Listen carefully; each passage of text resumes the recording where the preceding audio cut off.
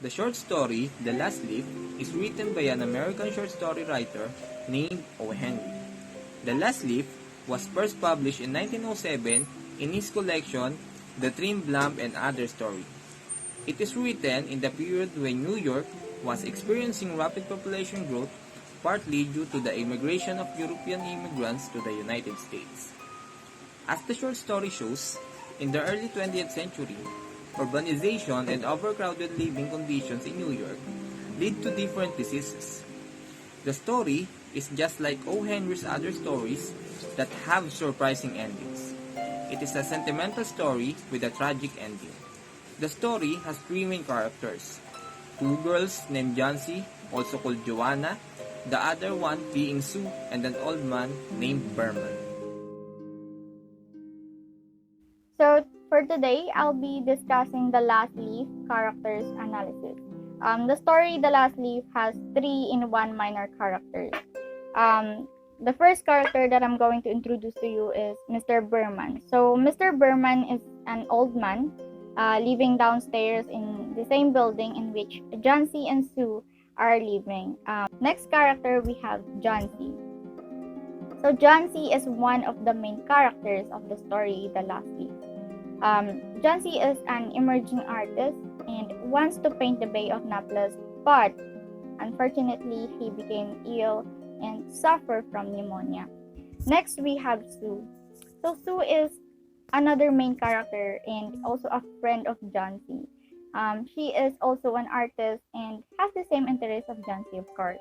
So next, we have the doctor. Though it is a minor character in the story, but the doctor has an important role in Jancy's recovery from pneumonia. Next, we have Mr. Pneumonia. So the story has another character, which is in fact an abstract.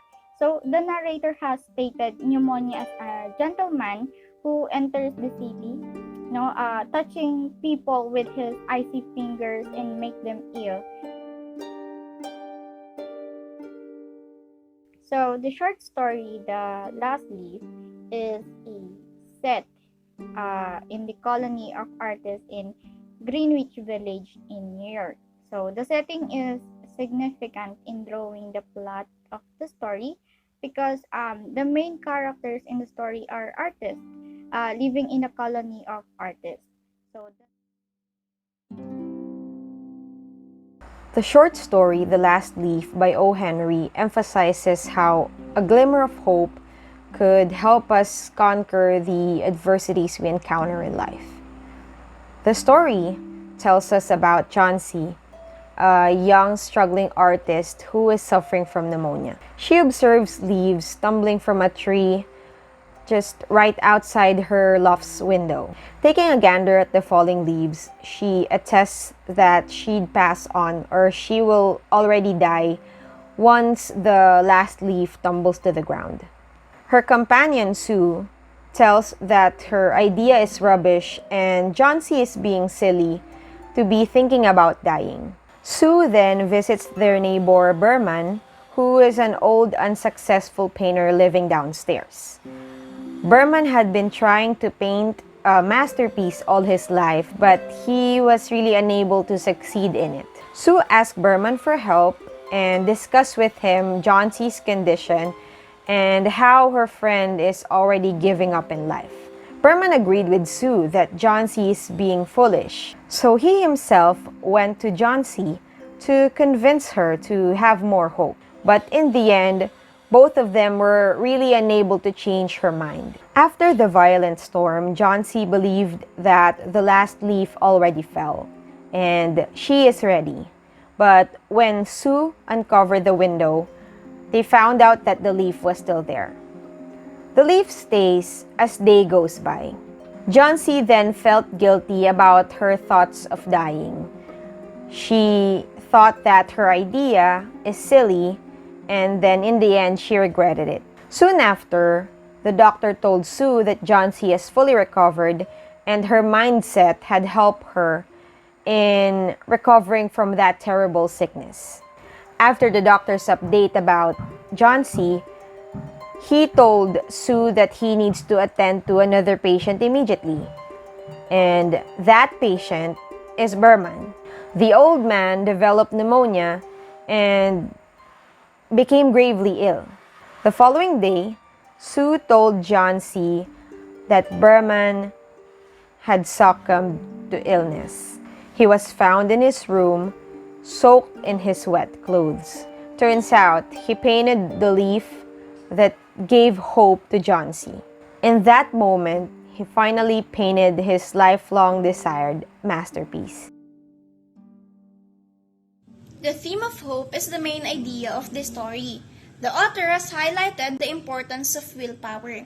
So the doctor in the story says that John C., who has lost her hope of getting well, cannot be cured by medicines because half of the cure for a patient is the hope of getting well. She loses her hope with every falling leaf and assumes that she will die the moment the last leaf falls off. But when the last leaf never falls, though it is the painting of Berman, she gains the hope of getting well. And when the doctor does her checkup, he observes that she is much better now. It shows that everything lies in one's own mind, and it depends on us. That's how we think about a particular situation. It is obvious that the outcome of thinking positive is also positive, while negativity will lead you to hopelessness. Leaf on the ivy vine is the symbol. So John C., who is ill, keeps looking out of the window and watches the leaves of ivy vine fall. It makes her lose hope, and she wonders that if hundreds of leaves can fall so quickly, she will also die like this. With the face of the falling leaves, her death will approach her. The last leaf that seems to John C. a sign of her death. It becomes a symbol of hope for her when she sees it on the ivy vine after the storm.